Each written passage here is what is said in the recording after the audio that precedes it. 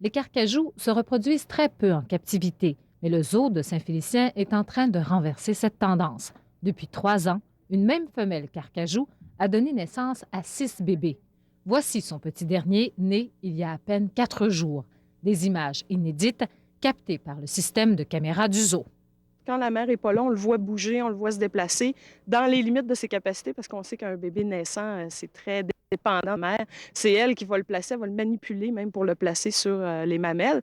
Donc mais les signes jusqu'à présent, là, c'est très encourageant. Pour l'équipe du zoo, cette naissance relève presque de l'exploit. C'est pas anodin la naissance. En fait, au fédéral, sa classification au fédéral, c'est en voie de disparition, donc c'est pire que menacé. Et sa classification au provincial, c'est menacé. Donc, on parle d'une espèce là, extrêmement importante et chaque naissance compte. Cette naissance est une source incomparable d'informations pour le zoo de Saint-Félicien, mais aussi pour toutes les institutions qui ont des carcajous en captivité. À partir de ces informations, le zoo va pouvoir établir des protocoles qui devraient favoriser la reproduction de l'espèce. On a au-dessus de 5000 heures d'enregistrement de fait de la femelle avec les petits, l'accouplement.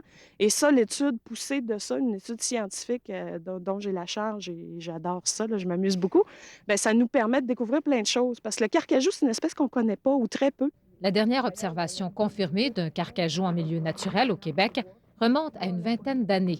Dans l'est du Canada, la densité de population est de un animal aux 250 et même aux 500 km².